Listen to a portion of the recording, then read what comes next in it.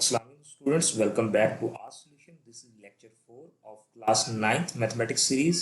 In this lecture we are going to solve exercise 1.2. So move करते हैं toward the first question. So question number 1 of exercise 1.2 states that from the following matrices identify unit matrices, row matrices, column matrices and null matrices. सो हमने question number 1 में जो matrices given किए गए हमने identify करना उसमें यूनिट मैट्रिसेस क्या हैं, रो मैट्रिसेस क्या हैं, कॉलम मैट्रिसेस क्या हैं एंड नल मैट्रिसेस क्या हैं. अब आप लोगों का एक क्वेश्चन होगा कि सर रो मैट्रिसेस भी पढ़े थे, कॉलम मैट्रिसेस भी हमने लास्ट लेक्चर में डिस्कस किए थे, नल मैट्रिसेस को भी हमने डिस्कस किया था. So what are unit matrices? So actually हमने जो डायगोनल मैट्रिक्स की एक टाइप डिस्कस की थी जिसे हमने कहा था आइडेंटिटी मैट्रिसेस. तो ये आइडेंटिटी मैट्रिक्स हमने जिसे कहा था, तो ये आइडेंटिटी मैट्रिक्स का दूसरा नाम यूनिट मैट्रिक्स भी होता है. हमारे पास डायगोनल एंट्रीज होंगी, वो सारी की सारी क्या होंगी, 1 होंगी, और नॉन डायगोनल एंट्रीज क्या होंगी, 0 होंगी. सो उस मैट्रिक्स को यूनिट मैट्रिक्स या आइडेंटिटी मैट्रिक्स कहते होते हैं. ठीक है.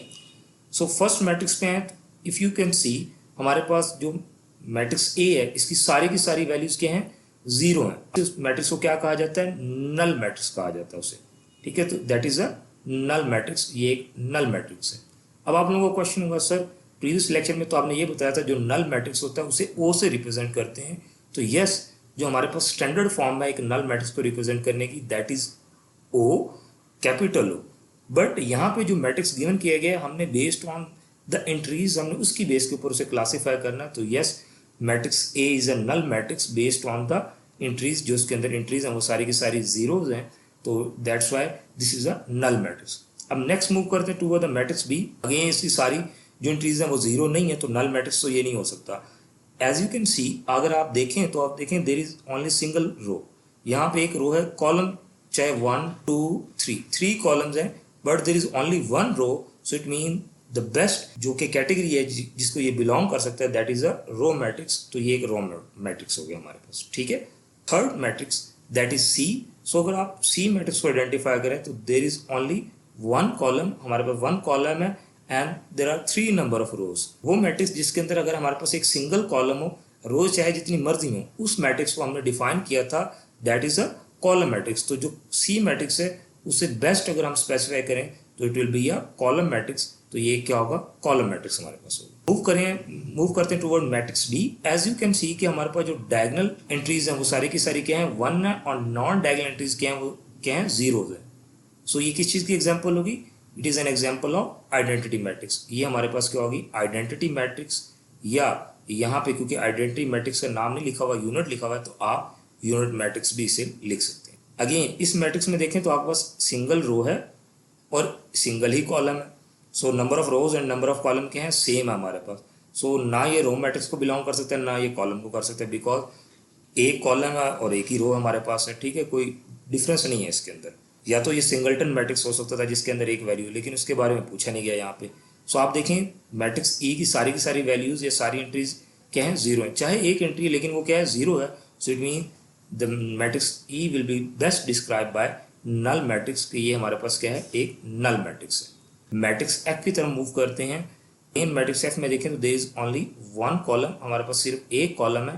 देयर आर 3 रोज, तो रोज मैटर नहीं करती. अगर there is only single column तो ये जो मैट्रिक्स होगा ये भी हमारे पास क्या होगा, it will be a column matrix. ये हमारे पास क्या होगा, एक कॉलम मैट्रिक्स होगा. ओके स्टूडेंट्स, अब मूव करते हैं टूवर्ड द क्वेश्चन नंबर 2. अब क्वेश्चन नंबर 1 के अंदर हमने आइडेंटिफाई कर लिया कि हमारे पास यूनिट, रो, कॉलम या नल मैट्रिक्स क्या थे. नंबर 2 क्या स्टेट करते हैं, इन question number 2 we have to identify square matrix, rectangular matrix, row matrix, column matrices, identity matrix and null matrices.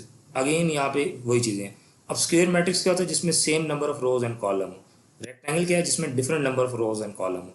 Row matrix क्या है, जिसमें सिर्फ एक रो हो. और कॉलम मैट्रिक्स क्या है, जिसके अंदर सिर्फ 1 कॉलम हो. आइडेंटिटी मैट्रिक्स वो है जिसके अंदर डायगोनल एंट्रीज क्या हो, 1 हो. नल मैट्रिक्स क्या है, जिसकी की सारी एंट्रीज क्या हो, 0. सो अगर हम फर्स्ट क्वेश्चन को देखें तो एज यू कैन सी कि हमारे पास नंबर ऑफ रोज कितनी है, there are 1 2 number of rows and there are 3 column. So हमारे पास यहाँ पे क्या है, 3 कॉलम्स है. अगर नंबर ऑफ रोज और नंबर ऑफ कॉलम डिफरेंट हो तो इस मैट्रिक्स को जो चीज़ बेस्ट डिस्क्राइब कर सकती है दैट इज रेक्टेंगुलर मैट्रिक्स, कि ये हमारे पास क्या है, एक रेक्टेंगुलर मैट्रिक्स है. नेक्स्ट मैट्रिक्स की तरफ मूव करें. So as you can see there is only single column जहां पर सिंगल कॉलम हो उस मैट्रिक्स को हम क्या कहते होते हैं, कॉलम मैट्रिक्स कहते होते हैं। मूव करते हैं toward the third question. Again इस क्वेश्चन के अंदर अगर आप देखें, ये मैट्रिक्स के अंदर अगर आप देखें तो देर आर टू रोज, हमारे पास यहाँ पे दो रोज हैं, and as you can see there are two columns, हमारे पास दो कॉलम है, तो same number of rows and same number of column जहाँ पर हमारे पास आ जाए तो that matrix is known as square matrix, उसे हम स्क्वायर मैट्रिक्स कहते होते हैं। अब नेक्स्ट मूव करें तो पार्ट 4 जो हमारे पास क्वेश्चन नंबर 2 का है, इसके अंदर दो चीज़ें। पहले तो देखिए हमारे पास जो number of rows and column है वो सेम है, ठीक है, number of rows and column क्या है, सेम है, यानी दो रोज हैं और दो कॉलम है, तो yes it is a square matrix, ये एक स्क्वायर मैट्रिक्स है। लेकिन इसको जो बेस्ट चीज़ डिस्क्राइब करेगी बेस्ड ऑन, अब ये तो थी इसकी रोज और कॉलम, अब हमने इसकी एंट्रीज को भी देखना है। अगर हम इसकी एंट्रीज को देखें तो हमने ये चीज़ ऑब्जर्व की कि इसकी डायगोनल एंट्रीज 1 है और नॉन डायगोनल एंट्रीज क्या है, 0 है। तो जो चीज़ इसे बेस्ट डिस्क्राइब करेगी that will be the identity matrix, ये एक आइडेंटिटी मैट्रिक्स होगा।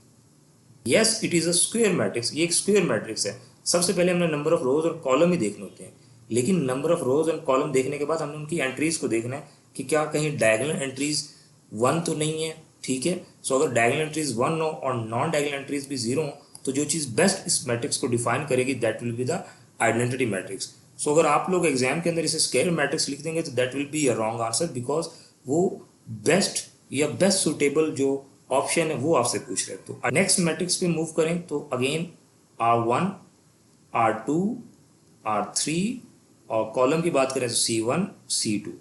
So different number of rows and column है, इससे हमें क्या आइडिया होगा कि ये हमारे पास क्या है, एक रेक्टेंगुलर मैट्रिक्स है, ठीक है। और फर्दर इसकी एंट्रीज के बारे में देखें तो कोई खास पैटर्न नहीं है, और हमें पता भी है कि रेक्टेंगुलर मैट्रिक्स हो तो उससे आगे आइडेंटिटी या डायगोनल मैट्रिक्स बन ही नहीं सकता। तो ये रेक्टेंगुलर मैट्रिक्स जो है वो इस मैट्रिक्स को बेस्ट डिफाइन करेगा। सो आई होप सो कि आप लोगों को ये कॉन्सेप्ट समझ आ गया होगा। मूव करते हैं toward the part 6। There is a matrix, again अगर आप इस मैट्रिक्स को देखें तो there is 1 row and there are 3 columns C1, C2 and C3. So again there is 1 row, तो without any discussion हम कह सकते हैं कि ये हमारे पास क्या है, एक रो मैट्रिक्स है। सिमिलरली इस मैट्रिक्स की बात करें तो there is 1 कॉलम, इसके अंदर क्या है, सिर्फ एक कॉलम है, तो ये हमारे पास क्या होगा, कॉलम मैट्रिक्स हो जाएगा। ओके, अब कॉलम मैट्रिक्स का अब फर्दर डिस्कशन होगी कि इसकी एक वैल्यू 1 है बाकी 0 है, तो कहीं ये आइडेंटिटी मैट्रिक्स तो नहीं बन रहा। तो मैंने आइडेंटिटी मैट्रिक्स में पहले आपको एक चीज़ बता दी थी कि आइडेंटिटी मैट्रिक्स क्या होता है, स्क्वायर मैट्रिक्स होते हैं। ना वो रो मैट्रिक्स हो सकता है, ना वो कॉलम मैट्रिक्स हो सकता है, यानी जिसमें एक कॉलम हो या जिसमें एक रो हो या जिसमें number of rows and column different हो, यानी रेक्टेंगुलर मैट्रिक्स हो, वो आइडेंटिटी बन ही नहीं सकता। सो इट मीन जो इस मैट्रिक्स को बेस्ट चीज़ डिस्क्राइब कर सकती है वो क्या है, कॉलम मैट्रिक्स है, ठीक है। ये टर्म इसे बेटर डिस्क्राइब कर सकती है, तो हम इसी को लेके चलें। सो आप इसमें आए तो आप देखें there is 1 row, second row, third row, first column, second column, third column. So there are equal number of rows and column. तो सबसे पहले हम कहेंगे कि ये हमारे पास क्या है, स्क्वायर मैट्रिक्स है। Okay, square matrix. अब देखेंगे कोई इसकी डायगोनल एंट्रीज के दरमियान रिलेशनशिप तो नहीं बन रहा। आप देखेंगे इसकी डायगोनल एंट्रीज के दरमियान कोई रिलेशनशिप नहीं बन रहा। वाई? बिकॉज इसकी नॉन डायगोनल एंट्रीज क्या है, वो 0 नहीं है, ठीक है, वो सारी के सारे डिफरेंट नंबर्स हैं। इट मीन इस मैट्रिक्स को जो बेस्ट टर्म सुटेबल है दैट इज स्क्वायर मैट्रिक्स। अब मूव करते हैं टू द नेक्स्ट मैट्रिक्स। इसमें 3 रोज हैं हमारे पास, रो 1, रो 2, रो 3, C1, C2, यानी कि different number of rows and column है। तो ये क्या होगा जी, हमारे पास रेक्टेंगुलर हो गया। पहली चीज़ तो ये समझ आती है। लेकिन अब आप इसकी एंट्रीज को देखें तो बताएं क्या रेक्टेंगुलर का जो वर्ड है वो इसको बेस्ट डिस्क्राइब कर रहा है? या आई वुड सजेस्ट कि नो। वाई? बिकॉज इसकी सारी की सारी एंट्रीज 0 हैं। सो इस चीज़ को जो बेस्ट डिस्क्राइब करेगी that will be the null matrix. It mean ये जो मैट्रिक्स है ये क्या है, एक नल मैट्रिक्स है, ठीक है, बिकॉज इसकी सारी की सारी एंट्रीज क्या है, 0 है। Yes it is a rectangular matrix but at the same time it is a null matrix. So जो बेस्ट चीज़ इसे डिस्क्राइब कर रही है that is a null matrix. ये नल मैट्रिक्स है। अगर आप दोनों लिख देते हो कि that it is a rectangular matrix as well as it is a null matrix, तो that will be a perfect answer. ये आपका सबसे बेस्ट आंसर कंसिडर किए। तो क्वेश्चन नंबर 2 के अंदर जो आपको पार्ट गिवन किए गए वो एट अ टाइम किसी भी 2 कैटेगरीज को भी बिलोंग कर सकते हैं। जैसे कि ये 9th वाला ऑप्शन था, ये रेक्टेंगुलर मैट्रिक्स भी है और नल मैट्रिक्स भी है। ये दोनों टर्म इसे बेस्ट डिस्क्राइब कर रही हैं। ओके, मूव करते हैं toward the next question, that is question number 3। In question number 3 from the following matrix identify diagonal, scalar, unit और आइडेंटिटी मैट्रिक्स। तो हमने डायगोनल मैट्रिक्स को आइडेंटिफाई करना है, स्केलर को करना है और यूनिट मैट्रिक्स को करना है। तो सबसे पहले ये तीनों कैटेगरी को हमने देखना है। अब सबसे पहले डायगोनल मैट्रिक्स क्या होता है, एक डायगोनल मैट्रिक्स वो मैट्रिक्स होता है जिसके अंदर जो डायगोनल एंट्रीज क्या हो वो नॉन जीरो हो, और जो नॉन डायगोनल एंट्रीज हो वो क्या होनी चाहिए, जीरो होनी चाहिए, जैसे कि यहाँ पे। ओके, सिमिलरली इस मैट्रिक्स को देखें, इसके अंदर भी क्या है, डायगोनल एंट्रीज क्या है, नॉन जीरो है, और जो नॉन डायगोनल एंट्रीज हैं वो जीरो है। ओके, सिमिलरली यहाँ पे भी इसी तरह से है। ठीक है, तो इससे एक चीज़ तो पता ये चल गई कि हमारे पास जो मैट्रिक्स ए बी सी हैं ये तीनों के तीनों क्या है हमारे पास, ये तीनों डायगोनल मैट्रिक्स हैं। ठीक है, कि डायगोनल एंट्रीज क्या है, नॉन जीरो है, और जो नॉन डायगोनल एंट्रीज हैं वो सारी की सारी जीरो है। ओके, ये चीज़ क्लियर होगी। नेक्स्ट, स्केलर के हिसाब से क्लासीफाई करते हैं। अब स्केलर मैट्रिक्स क्या होता है, स्केलर मैट्रिक्स वो होता है जिसके अंदर हमारे पास जो डायगोनल एंट्रीज होती हैं वो सेम होती हैं। सेम का मतलब है वो 1 हो सकती हैं, वो 2 हो सकती हैं, वो कोई भी नंबर हो, लेकिन जितनी भी डायगोनल एंट्रीज होंगी वो सेम होंगी। तो अगर आप पहले मैट्रिक्स को देखें तो दोनों डायगोनल एंट्रीज क्या है, सेम है। It mean matrix A is a scalar matrix. इस तरह से बी पे है तो जो डायगोनल एंट्रीज हैं वो डिफरेंट है, इट मीन ये स्केलर नहीं है। सी पे है तो देखिए डायगोनल एंट्रीज क्या है, सेम है हमारे पास। सो अगेन जो सी है, दोनों उसकी जो डायगोनल एंट्रीज हैं दो ही गिवन है तो दोनों सेम है। So it mean both are scalar matrix. ये जो दोनों मैट्रिक्स हैं ये दोनों क्या है हमारे पास, स्केलर मैट्रिक्स है। फर्दर मूव करते हैं टुवर्ड द यूनिट और आइडेंटिटी मैट्रिक्स। आइडेंटिटी मैट्रिक्स क्या होता है, आइडेंटिटी मैट्रिक्स वो डायगोनल मैट्रिक्स है या वो स्क्वायर मैट्रिक्स है जिसकी डायगोनल एंट्रीज क्या हो, 1 हो, और नॉन डायगोनल एंट्रीज क्या हो, 0। अब नॉन डायगोनल एंट्रीज तो इसकी 0 है ही है, लेकिन हमने मेक श्योर करना है कि जो डायगोनल एंट्रीज हैं वो 1 होनी चाहिए, 1 के अलावा कोई नंबर ना हो। तो there is only one matrix that is C, जो कि इस कैटेगरी में बिलोंग कर रहा है, इस कैटेगरी को बिलोंग कर रहा है। सो यहाँ पे हमारे पास आ जाएगा आइडेंटिटी मैट्रिक्स। ये हमारे पास क्या हो गया, आइडेंटिटी मैट्रिक्स आ गया। ओके स्टूडेंट, तो ये एक पॉसिबल आंसर है जो कि क्वेश्चन नंबर 3 के इन पार्ट्स का आ सकता है। बट अगर आप इसे स्पेसिफाई करके परफेक्शन के साथ अगर लिखना चाहते हैं तो देखें, अगर आप ये लिख देते हैं ना कि ए बी सी तीनों डायगोनल मैट्रिक्स हैं, ए और सी क्या हैं, स्केलर मैट्रिक्स हैं क्योंकि उनकी डायगोनल एंट्रीज क्या हैं, सेम है। सी आइडेंटिटी मैट्रिक्स है क्योंकि उसके अंदर 1 1 आ रहा है, हमें पता है डायगोनल एंट्रीज के अंदर 1 हो तो वो आइडेंटिटी होता है। लेकिन अगर आप बेस्ट तरीके से लिखना चाह रहे हैं तो मैट्रिक्स ए जो है वो सिर्फ अगर आप उसे डायगोनल लिख देते हैं दैट इज करेक्ट। और सॉरी, मैट्रिक्स बी को अगर आप डायगोनल लिख देते हैं, क्योंकि डायगोनल में क्या होता है, डायगोनल एंट्रीज क्या होनी चाहिए, नॉन जीरो होनी चाहिए, और जो नॉन डायगोनल एंट्रीज हैं वो जीरो होनी चाहिए, तो वो बी सेटिस्फाई कर रहा है उस चीज़ को। ए को देखा जाए, ए को जो चीज़ बेस्ट डिस्क्राइब कर रही है, ए को जो बेस्ट डिस्क्राइब कर रही है स्केलर करिए कि डायगोनल एंट्रीज क्या होनी चाहिए, सेम होनी चाहिए। और सी को जो चीज़ बेस्ट डिस्क्राइब करी है वो ये डिस्क्राइब करी है कि it should be an identity matrix, कि ये एक आइडेंटिटी मैट्रिक्स होना चाहिए। ठीक है, आइडेंटिटी मैट्रिक्स मीन इसकी डायगोनल एंट्रीज क्या है, 1 है। तो ये भी रिप्रेजेंट कर सकते हैं या इधर इस तरह से भी रिप्रेजेंट करते हैं, ठीक है, क्योंकि at the end scalar matrix और आइडेंटिटी मैट्रिक्स क्या होते हैं, वो हमारे पास डायगोनल मैट्रिक्स तो होते ही हैं। सो यहाँ तक वो क्वेश्चन आप लोग मूव करते हैं to the further parts of question number 3। आप डी को देखें। सो डी में हम सबसे पहले इस तरह से ड्रॉ करते हैं, तो और ठीक है। सो हमारे पास जो मैट्रिक्स डी है ये क्या होगा, it is a yes diagonal matrix. ये हमारे पास क्या है, एक डायगोनल मैट्रिक्स है सिर्फ। अब आप लोगों को क्वेश्चन होगा कि सर ये सिर्फ डायगोनल मैट्रिक्स है क्यों। रीज़न इज दैट कि जब हमने डायगोनल की डेफिनेशन पढ़ी थी हमने ये कहा था कि डायगोनल मैट्रिक्स के अंदर क्या होती हैं, डायगोनल एंट्रीज जो होती हैं उसके अंदर एटलीस्ट एक एलिमेंट नॉन जीरो होना चाहिए। एटलीस्ट एक एलिमेंट क्या होना चाहिए, नॉन जीरो। तो यहाँ पे 3 है जो कि नॉन जीरो है, और जो नॉन डायगोनल एंट्रीज हैं वो सारी की सारी क्या होनी चाहिए, जीरो होनी चाहिए, वो दोनों, तो वो जीरो है। सो इट मीन ये डायगोनल मैट्रिक्स आ गया। तो ये स्केलर नहीं हो सकता। स्केलर क्यों नहीं हो सकता, क्योंकि डायगोनल एंट्रीज सेम नहीं है। आइडेंटिटी इसलिए नहीं होता क्योंकि डायगोनल एंट्रीज 1 1 नहीं है। तो डायगोनल मैट्रिक्स सिर्फ इसके लिए हम डिस्क्राइब कर सकते हैं। अब जो मैट्रिक्स ई है, तो मैट्रिक्स ई को थोड़ा सा पहले हम सॉल्व कर लें। इसे सॉल्व करेंगे तो 5 - 3 2 आ जाएगा, 0 0 और 2 आ गया। So as you can see, जब हमने सॉल्व किया तो हमने देखा जो मैट्रिक्स ई है इसकी डायगोनल एंट्रीज क्या है, सेम है। अब ये डायगोनल मैट्रिक्स तो है क्योंकि इसकी डायगोनल एंट्रीज नॉन जीरो हैं, और जो नॉन डायगोनल वैल्यूज हैं वो क्या है, वो जीरो है। तो ये डायगोनल तो है, लेकिन बेस्ट जो चीज़ इसे डिस्क्राइब करेगी, क्योंकि जो डायगोनल एंट्रीज हैं वो सेम है, तो स्केलर मैट्रिक्स जो है वो इसके लिए परफेक्ट टर्मिनोलॉजी होगी। ठीक है, तो ये हमारे पास स्केलर मैट्रिक्स है। So in this way you are going to identify the different categories of matrices. आप उनकी कैटेगरीज को आइडेंटिफाई कर सकते हैं। एक चीज़ रिमेंबर रखिएगा कि हमारे पास जो डायगोनल, स्केलर और आइडेंटिटी मैट्रिक्स होता है, इसके अंदर जो हमारे पास डायगोनल वैल्यूज होती हैं, इन्हीं की बेस के ऊपर आप क्या करते होते हैं, आइडेंटिफाई करते होते हैं मैट्रिसेस को। सो आई होप सो कि आप लोगों को ये क्वेश्चन समझ आया। मूव करते हैं toward the next question which is question number 4। Find the negative of these matrices. हमने इन मैट्रिसेस का क्या करना है, नेगेटिव फाइंड करना है। वी नो दैट कि नेगेटिव ऑफ मैट्रिक्स क्या होता है, हम क्या कर देते हैं, जस्ट साइन चेंज कर देते हैं जो उसके अंदर वैल्यूज होती हैं, ठीक है, उनके साइन को चेंज कर देते हैं। Mean if it is positive तो उसे नेगेटिव, नेगेटिव होगा तो पॉजिटिव कर देंगे। सो प्लस वन क्या हो जाएगा, माइनस वन हो जाएगा, जीरो जीरो रह जाएगा, माइनस वन क्या हो जाएगा, प्लस वन हो जाएगा। सो ये इस मैट्रिक्स का नेगेटिव आ गया। नेगेटिव ऑफ बी हमारे पास क्या होगा, minus three minus one plus one बन जाएगा, two minus two plus one minus one बन जाएगा।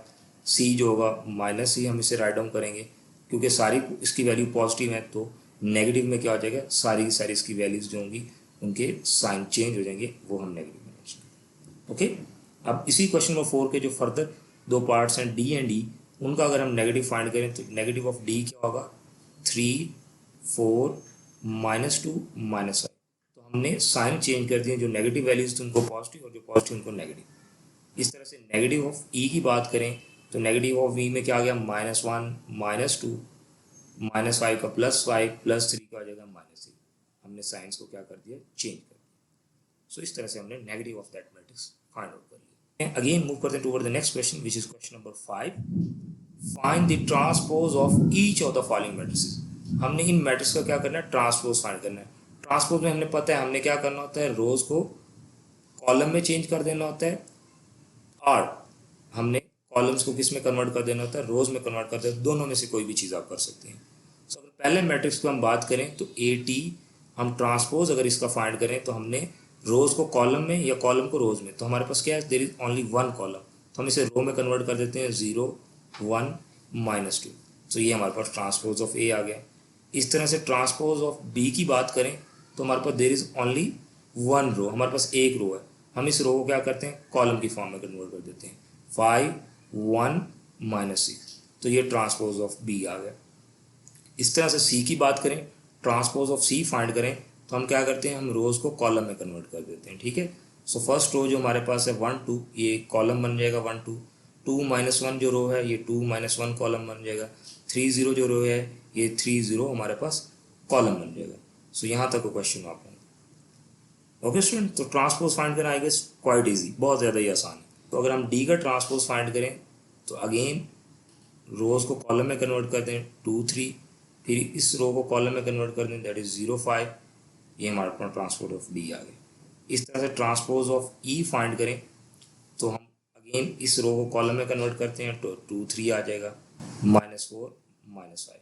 सिर्फ आपने रोज को कॉलम में कन्वर्ट कर दिया। सिमिलरली एफ का ट्रांसपोज फाइंड आउट करें तो हमारे पास क्या होगा, अगेन अगर इसमें हम कॉलम को कन्वर्ट कर दें रो के अंदर तो 1 3 क्या बन जाएगी, रो बन जाएगी।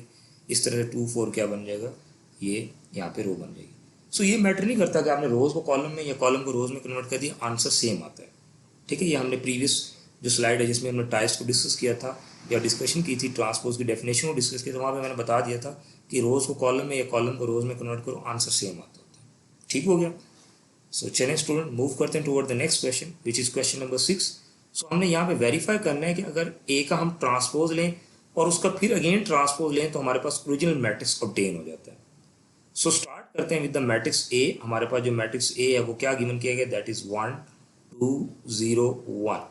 तो सबसे पहले अगेन हम इसका ट्रांसपोज लें, रोज को कॉलम में कन्वर्ट कर देते हैं 1 2 0 1। अब इसका हमने फिर ट्रांसपोज लेना है तो हम ए टी का फिर ट्रांसपोज लेते हैं। मीन यही जो हमारे पास आंसर आया है अब हमने इसको दोबारा कन्वर्ट करना है, तो मैं इसमें ये जो रो है इसे दोबारा कॉलम में कन्वर्ट कर देता हूँ 1 0 2 1। क्यों कन्वर्ट किया, क्योंकि हमने दोबारा उस ही मैट्रिक्स का ट्रांसपोज लिया, तो ये चीज़ हमारे पास आएगी।